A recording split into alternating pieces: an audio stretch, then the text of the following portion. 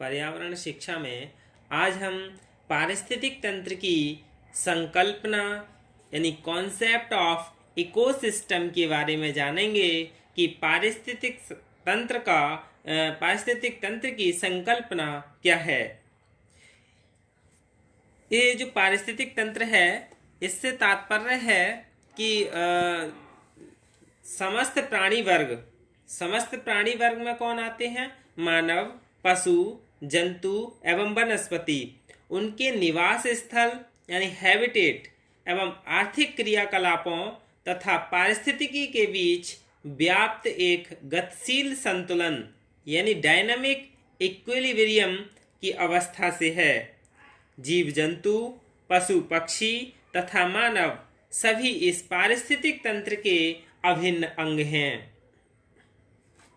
तथा ये किसी न किसी रूप में एक दूसरे से संबंधित हैं और एक दूसरे से प्रभावित होते रहते हैं। जैसे ये जो अभी डायग्राम दे रखा है कि मिट्टी, वनस्पति, जलवायु, जीव जंतु और ये क्या है? चट्टानें। यानी ये जो आरेख है, धरातल यानी जो मिट्टी है, वनस्पति, जीव जंतुओं तथा पशुओं का जलवायु से संबंध प्रदर्शित किया गया है। इसमें पृथ्वी के धरातल पर जो भी जैविक तत्व हैं वे जलवायु, धरातल वर्षा की मात्रा, तापक्रम, पाला इत्यादि तत्वों के द्वारा मिट्टी को प्रभावित करते हैं। यानी मिट्टी को वर्षा की मात्रा और तापक्रम और जो पाला है, ये सभी क्या है? उसकी गुणवत्ता को प्रभावित करते हैं तथा मिट्टी से वनस्पति उत्पन्न होती है। मिट्टी से क्या होता है? वनस्पति उत्पन्न होती है और तथा वनस्पति पशु पक्षियों एवं जैविक तत्वों को प्रभावित करती हैं तथा ये स्वयं भी प्रभावित होती हैं। ये जो देख रहे हैं, एक दूसरे को समायोजित करती है। यानी पृथ्वी वनस्पति को प्रभावित करती है और वनस्पति पृथ्वी के लिए प्रभावित करती है और वनस्पति जलवायु को प्रभावित करती है, जलवायु वनस्पति को, और जलवायु को किसे? जीव जंतु को प्रभावित करती है और जीव जंतु मिट्टी के लिए प्रभावित करते हैं। जलवायु मिट्टी को प्रभावित करती है, वनस्पति जीव जंतुओं को एक दूसरे को आपस में प्रभावित करते हैं। इससे यह स्पष्ट होता है कि किसी भी क्षेत्र में निवास करने वाले जीव जंतु, पशु पक्षी, पेड़ पौधे इत्यादि पर्यावरण एवं जैविक अंशों का पूर्ण योग है। यानी पूर्ण योग जो है, यही क्या है? पारिस्थितिक तंत्र है। कोई भी जैविक तत्व या वनस्पति का पेड़ या पौधा या पेड़ या उसके समुदाय प्रकृति में अकेले रहकर कुछ भी क्रिया या कार्य नहीं कर सकते। यानी प्रकृति में कोई भी एक अकेला समुदाय या पेड़ या पौधा कुछ भी नहीं कर सकता, यानी जब तक कि ये पूरा एक दूसरे से संबंध या रिलेटेड न हो। वे जंतुओं या समुदाय में रहकर कार्य करते हैं और एक दूसरे पर प्रभाव डालते हैं तथा स्वयं भी प्रभावित होते हैं। पारिस्थितिक तंत्र की प्रकृति एक क्रियात्मक इकाई है।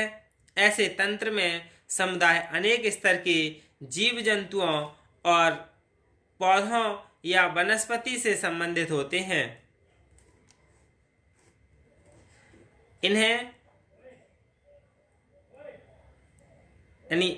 ये जो हैं, इन्हें अपने भोजन प्राप्ति के लिए मूल उत्पादक यानी प्राइमरी प्रोड्यूसर और स्वपोषी यानी ऑटोट्रॉपिक वनस्पति पर निर्भर रहना पड़ता है। यानी जिन्हें स्वपोषी और परपोषी जो बोलते हैं। पारिस्थितिक तंत्र पृथ्वी यानी इकोसिस्टम अर्थ। हमारी पृथ्वी एक बहुत बड़ा पारिस्थितिक तंत्र है। ये भी क्या है? एक प्रश्न है यहाँ पर कि पारिस्थितिक तंत्र यानी पृथ्वी क्या है? एक पारिस्थितिक तंत्र है और बहुत बड़ा पारिस्थितिक तंत्र है जिसमें समस्त जीव समुदाय सूर्य से प्राप्त ऊर्जा पर आश्रित हैं तथा भौतिक पर्यावरण जो पृथ्वी पर पाया जाता है, जैसे वायुमंडल, स्थल मंडल तथा जीव मंडल से जीवनोपयोगी समस्त तत्वों की प्राप्ति करता है। अमेरिका के पारिस्थितिकी वैज्ञानिक जो हैं इपियोडम थे, उन्होंने भी 1963 में पारिस्थितिक तंत्र के बारे में कहा था कि किसी एक निश्चित इकाई क्षेत्रफल में जो जैविक तत्व पर्यावरण के साथ अंतर संबंध बनाए रखते हैं, जिससे ऊर्जा का विनिमय जैविक तथा अजैविक तत्वों के साथ होता रहता है, वह पारिस्थितिकी तंत्र कहलाता है। पारिस्थितिकी तंत्र का विकास एक छोटे से छोटे क्षेत्र से लेकर एक वृहत क्षेत्र तक हो सकता है। यानी विद्वानों का भी यही मत है कि एक छोटे से तालाब में भी पारिस्थितिक तंत्र का विकास होता रहता है। विश्व के कई क्षेत्रों में पारिस्थितिकी तंत्र के सर्वोत्तम उदाहरण मिलते हैं। ध्रुवीय क्षेत्रों, टुंड्रा के प्रदेशों, टैगा के वनों, पतझड़ वाले जंगलों, उष्ण तथा शीतोष्ण घास के मैदानों, शुष्क कटीली झाड़ियों, मरुस्थलीय क्षेत्रों तथा उष्ण कटिबंधीय वनों में पारिस्थितिक तंत्र का सर्वोत्तम विकास हुआ है। इन क्षेत्रों में जैविक और अजैविक यानी बायोटिक एंड अबायोटिक पदार्थों ने पर्यावरण के साथ सामंजस्य स्थापित किया है, जो पारिस्थितिकी तंत्र का सर्वोत्तम उदाहरण है।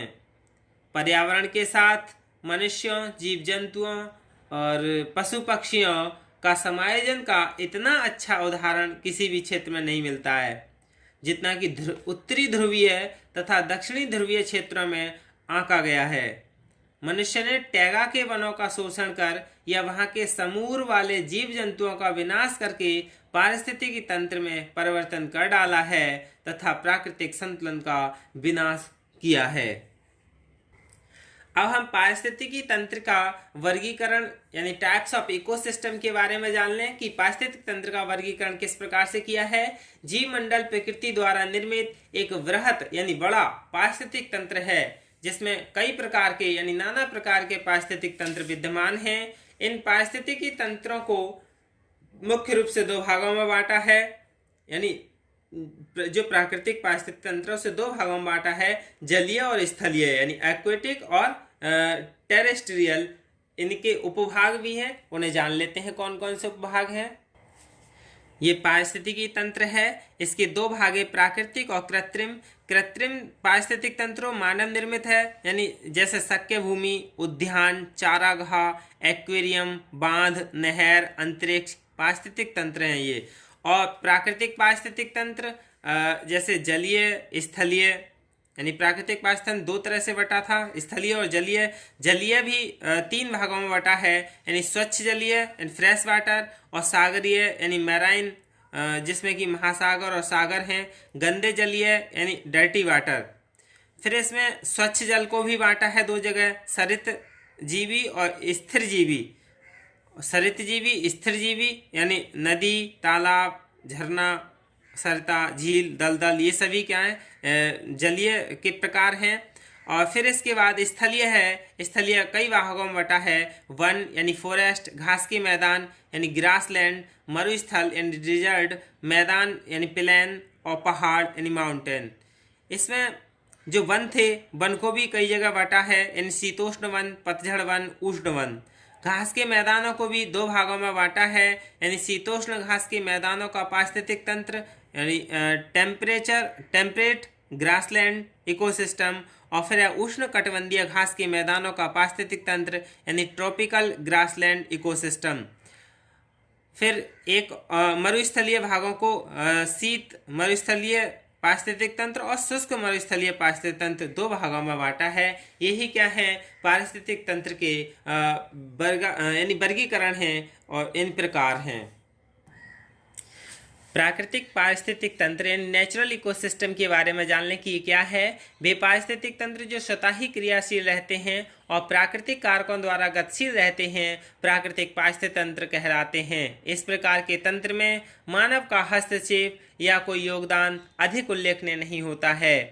विविध प्रकार के आवास स्थल के आधार पर हम प्राकृतिक पारिस्थितिक तंत्र को दो भागों में बांटते हैं, स्थलीय पारिस्थितिक तंत्र और जलीय पारिस्थितिक तंत्र। स्थलीय पारिस्थितिक तंत्र यानी टेरेस्ट्रियल इकोसिस्टम क्या है, स्थल पर अनेक प्रकार के आवास स्थल विद्यमान हैं, जिनके आधार पर यहाँ वन, घास के मैदान तथा मरुस्थल पारिस्थितिकी तंत्र पाए जाते हैं। इनको वन, घास तथा मरुस्थल के प्रकार के आधार पर पुनः अनेक प्रकारों में बांटा जा सकता है। जैसे मरुस्थल को शीत मरुस्थल और शुष्क मरुस्थल कहते हैं। दूसरा है जलीय पारिस्थितिक तंत्र। जलीय पारिस्थितिक तंत्र यानी एक्वाटिक इकोसिस्टम। इस जीव मंडल में अनेक जल के भंडार पाए जाते हैं, जो जीवों को जो अभी आवास स्थल प्रदान करते हैं।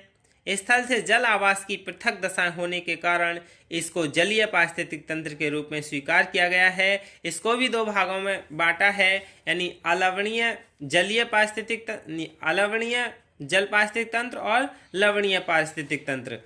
अलवणीय क्या है, यानी फ्रेश वाटर इकोसिस्टम। यह जल दो रूपों में पाया जाता है। एक रूप बहते हुए जल का है, जो नदी, नाले या झरने के रूप में पाया जाता है। इस प्रकार के पारिस्थितिक तंत्र, इस प्रकार के प्रवाहित जल को सरित जलीय आवास यानी लोटिक कहते हैं। परंतु इसके विपरीत झील, तालाब, गड्ढों आदि में जल स्थिर दशा में पाया जाता है, जिसे स्थिर जलीय आवास यानी लैंटिक कहते हैं। दूसरा था लवणीय जल पारिस्थितिक तंत्र यानी मैराइन पारिस्थितिक तंत्र इकोसिस्टम। सागर तथा महासागरों में लवणीय जल पाया जाता है। यह आवास अलवणीय जल आवास से अलग होता है, यानी भिन्न होता है। फिर दूसरा था हमारा कृत्रिम पारिस्थितिक तंत्र, यानी प्राकृतिक पारिस्थितिक तंत्र के बारे में तो हमने जान लिया। दूसरा प्रकार था कृत्रिम पारिस्थितिक तंत्र यानी आर्टिफिशियल इकोसिस्टम। ये मानव द्वारा अपनी आवश्यकताओं की पूर्ति के लिए निर्मित या नियंत्रित पारिस्थितिक तंत्र होते हैं, जो खेत, उद्यान तथा सामाजिक वन के रूप में देखे जा सकते हैं।